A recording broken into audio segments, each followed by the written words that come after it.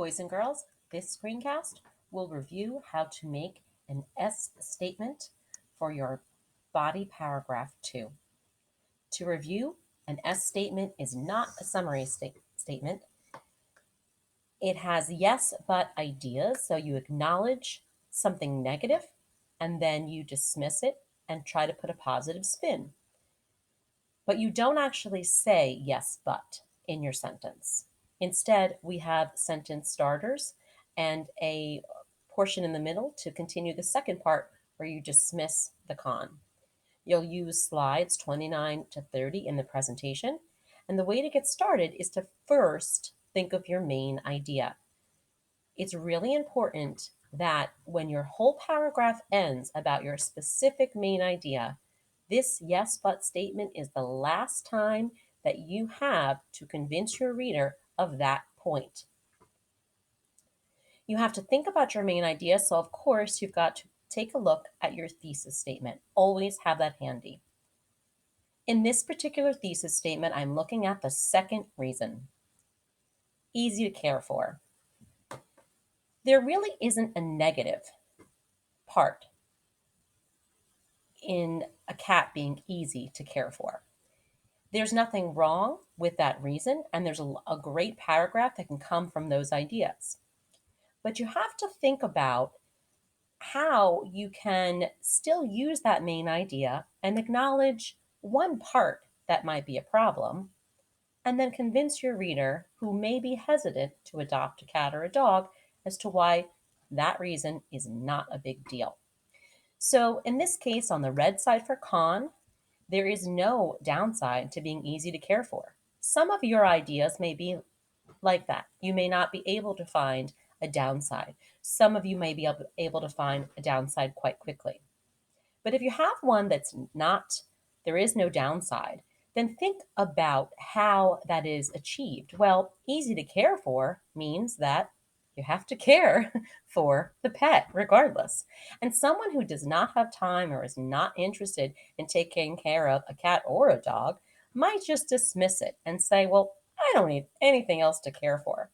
And then it becomes your job to basically say why that care, yes, it has to happen. Obviously, you have to take care of a cat or a dog, but there are rewards for doing so.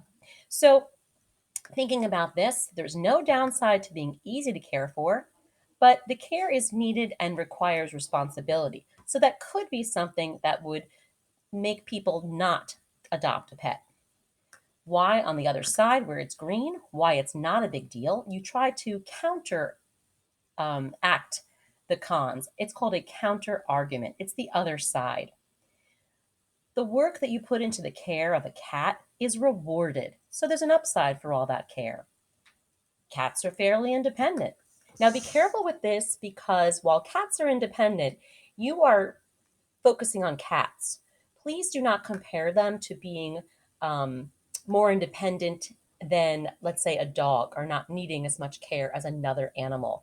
You don't want to put down another animal. You don't want to distract your reader. You're really focusing on why adopting a cat, in this case, or a dog, if you're writing about dogs, is really the choice to go. Do not distract and talk about birds or fish or things like that. And another point is that, well, if you're going to own a pet, every pet owner has to care for their animals, no matter what it is. And that care is really a small price to pay for years of love, affection, and attention from a pet. So on slide 30, you will see sentence starters and a midway point. You can mix and match them as you need. You can also change the words to fit the sentence best. So let's give it a go. I picked Some People Think That, and Nevertheless. It's important to look at them and then take a look at your list to see what fits best. So I'm going to start off with the idea that some people think that owning a cat, or I could say adopting a cat, brings on too much care. I'm going to say daily care. Now, nevertheless is the midway point, and I'm having a little trouble phrasing that the right way. So I'm going to go ahead and just take a look at some other options and decide on something else. So you can always mix and match it or pick another word that's going to introduce the second portion where you dismiss the con. Some people think that owning a cat brings on too much daily care.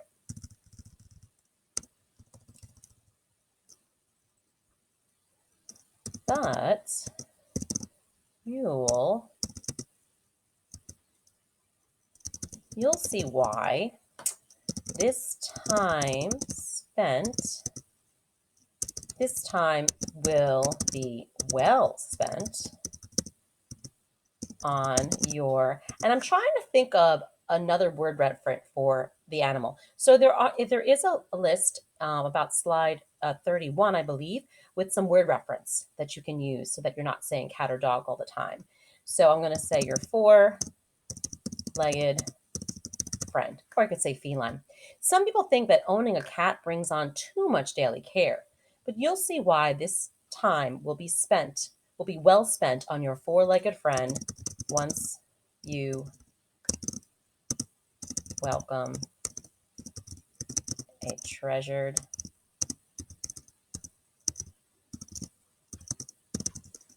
feline. Something like that, okay? So you can change it, make sure it makes sense. Take a look at your words. If you repeated the word,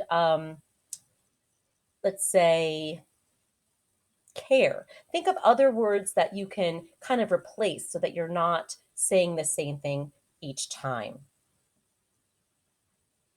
Despite the fact and there. Now, I'm going to use that in my second portion, taking a look back at my ideas here. And I'm focusing on that there is some care and that cats are fairly independent, but I'm not going to compare it to another animal, but truly, they really just need some basic needs. They are pretty independent animals. Might be a good choice for someone who wants a pet, but doesn't want that much responsibility. Despite the fact that cats require care, cats are fairly independent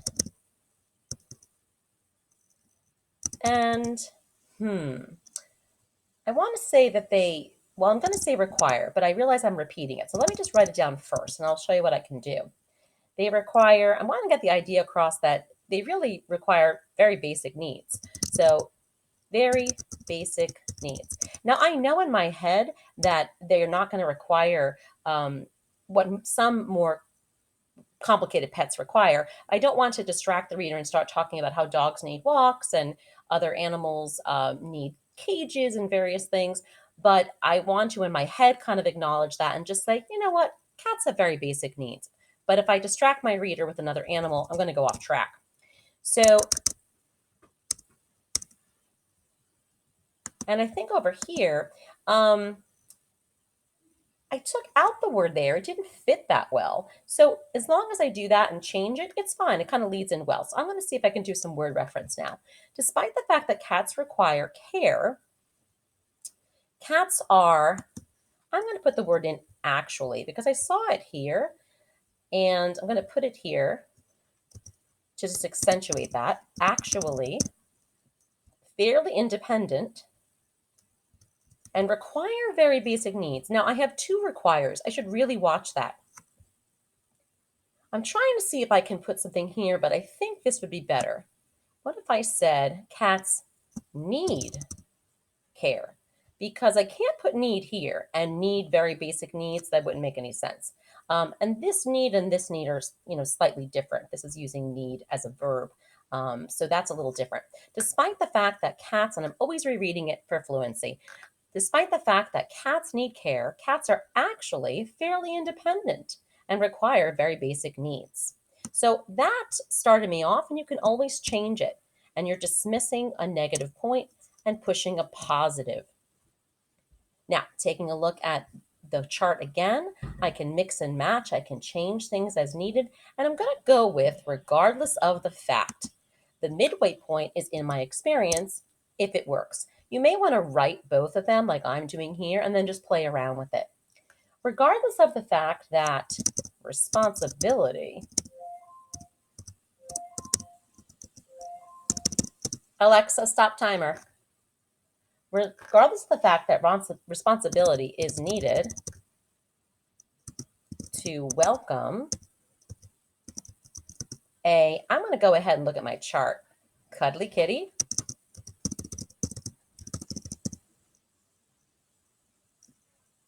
In my experience, I can actually stick with that. In my experience, and I want to basically say you need responsibility, but in my experience, it's worth it. So a word like that really kind of goes back to my list is that word reward. There are rewards for the time and the care that you put in with an animal.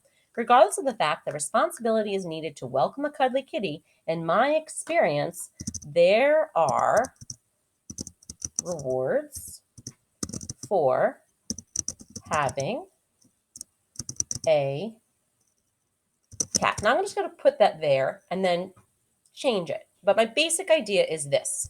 So there are endless rewards, unlimited, bountiful rewards, a plethora of rewards. For having, I'm not going to say having, I just kind of got it down to get my ideas out. And I can say adopting, and there are some word reference here. For that, I have the word host in my mind. So hosting, a cat where. Now for cat, I'm going to try and look at my chart to see if I can find a word referent for that. And I'm going to say, in this case, let's see, I used cuddly kitty already. I think I'll try feline.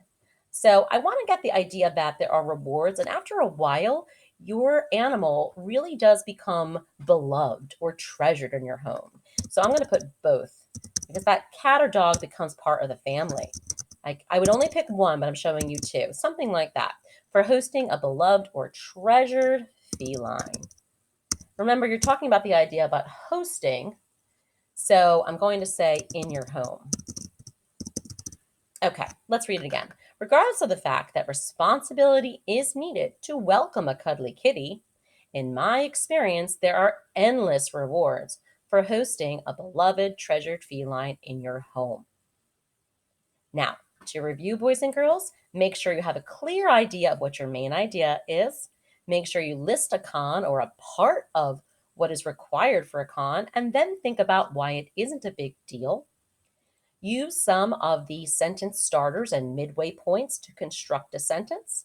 And some tips might be is just to have that chart handy in another tab, write it down, copy and paste on another document if that helps you, and play around with it to make it sound best. Also using vocabulary words and word reference to create your very best S statement so that you can affirm to your audience that your viewpoint is irresistible and they will agree with your main idea. Thank you so much for your listening and attention, boys and girls, and I look forward to your S statements for body paragraph 2.